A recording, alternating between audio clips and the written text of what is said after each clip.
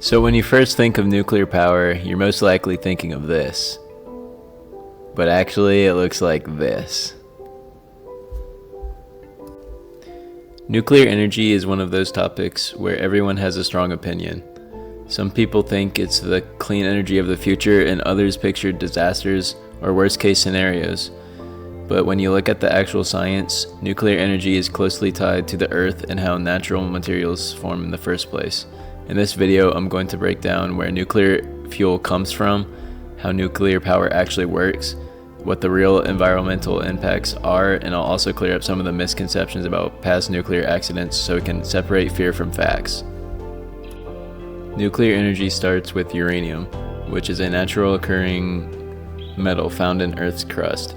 It tends to concentrate in certain types of rocks, like sandstone, granites, and places where mineral-rich fluids move through cracks over long periods of time. Countries like Kazakhstan, Canada, and Australia produce most of the world's uranium.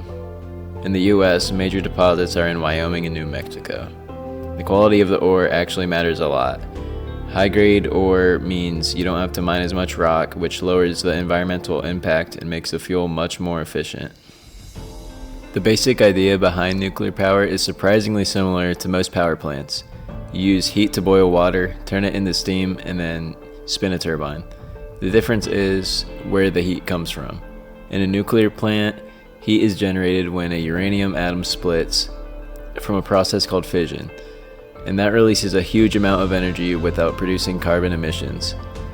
Because nuclear plants run around the clock, they provide steady electricity even when the weather changes, and newer technologies like small modular reactors are being designed to be even safer and more flexible. Whenever nuclear power comes up, people immediately think about Chernobyl or Fukushima. These events were serious, and it's important to acknowledge them honestly, but what's also true is that both happened under very specific conditions that modern reactors are designed to avoid. Chernobyl didn't have basic safety systems that are standard today, and Fukushima was caused by an extreme tsunami that knocked out background power. And here's something most people don't know. According to the World Health Organization and multiple long-term studies, most of the deaths linked to Fukushima were indirect.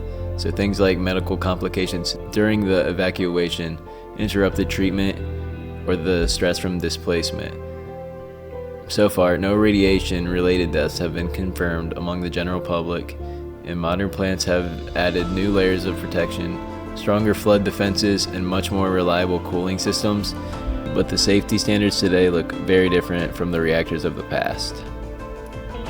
From an environmental point of view, nuclear energy actually has a lot going for it. It produces a huge amount of electricity with almost no air pollution or carbon emissions.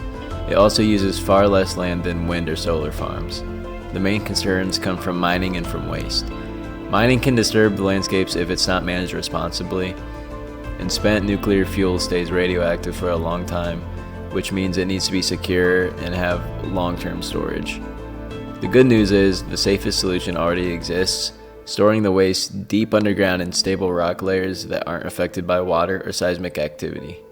Finland is already opening the world's first permanent underground storage site, designed to remain safe for thousands of years.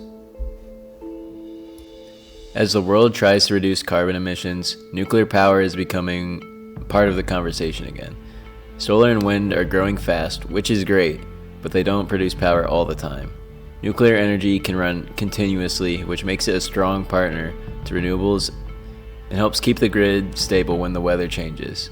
Whether nuclear ends up playing a major role or just becomes one of the several clean energy tools, understanding where it comes from and how it works is important for making informed decisions about the future.